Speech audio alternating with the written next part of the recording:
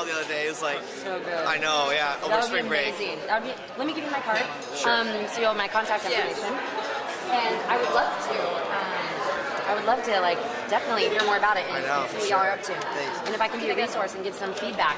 I'd that also would like be to learn amazing. about how you got I Am That Girl, because you're seeing, like, I thought you got I Am That Girl from, like being on Survivor. Like, oh, yeah, I Am That Girl on Survivor, but, like...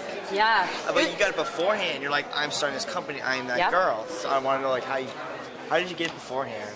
Well, I think before it was the concept, you know, and so the whole like Survivor. Nice to meet you. Will, you're making it easy on me. How are you? Alexis, so nice to meet you. Shannon, so nice to meet you. His question was about I Am That Girl, right? And how I came up with that before Survivor, and then I used Survivor to leverage that. And basically the whole thing was that I knew Survivor was an incredible platform. Right, I knew that there were so many viewers, and so I went into creating I Am That Girl. And the concept is kind of funny how I got the name. People always say like, how did you get that name? And I was brainstorming with all my girlfriends, and I was coming up with all these like mythological. When I was like, can we call it Wonder Woman? And they're like, no, that's totally lame. You can't call. And I was like, what about like Superwoman? And they're like, Jones, a student, but like the last girl on the dance floor, like talking about those really dynamic that there's all these different girls that we all look at and we're like, gosh, she's amazing.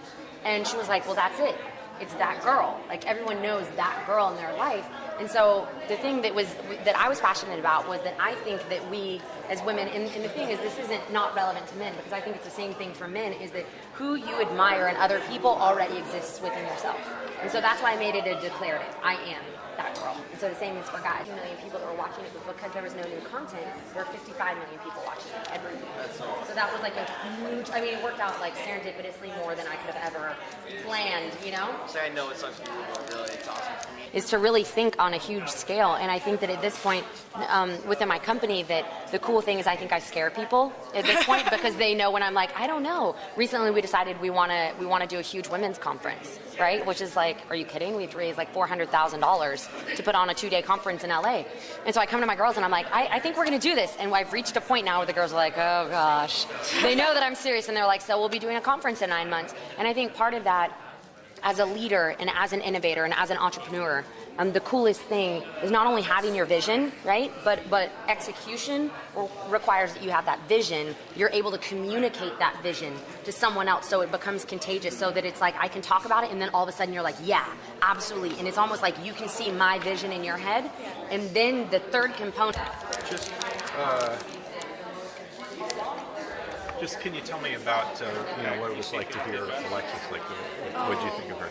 It was really fun. Like I was so into her presentation. It was really cool to listen to. It was definitely like super inspiring. Like when she was talking, I could kind of see myself, especially like lip syncing on the plane. Like I totally did that on the way up here. So it works really well for us. And how come in particular? I mean, you're girls doing science, and sometimes that's a tough thing. What's it like to see a woman get up and talk about being successful and following her dreams? It makes me really excited. Like I want to do it too. I want to like make a name for myself and do something big. Is it talk about sort of who you know as women scientists, or who you're are there models, are there role models out there that you look to, or is it tough as a girl? It's tough. Like you don't hear a lot about like women scientists a lot. There's a few names, but no one that's like really big and like a household name. So it'd be cool to do that. Be like women scientists that becomes a normal household name. Intrigued you about her speaking that you potentially want her to come? Well, first of all, she's from Texas, and our organization is actually in Texas. We're in Houston. But just the empowerment for women and reaching out to women to do more science and engineering types of programs. We're kind of losing the younger people. Are not going into those kinds of professions, and so to think about being able to accomplish traditionally male areas, being able to accomplish really as a woman in those traditionally male areas is something that I think she can help us do. Is there something specifically about her that you think speaks to your people? Is it something specifically about Alexis that you like, that you think would rally? Just the challenges. I mean, those fields traditionally extremely, just like, most very worthwhile things are very challenging, and just overcoming those things. And I love that she admitted that there were for every one success, she's had 19 or 20 failures. And people need to hear more about the failures. I think they love hearing about the success, but they need to hear that there is a lot of failure along the way as well, and you need to overcome that. It's not really a failure. You learn from it. You get up. You dust yourself off, and you move on. It's so funny. People are so much more responsive to that stuff. That feel like it's not easy. They love it. Even young people, they eat it up. So that's awesome. But we'd like to work with Alexis in inspiring our young people to go into the more difficult science and engineering fields.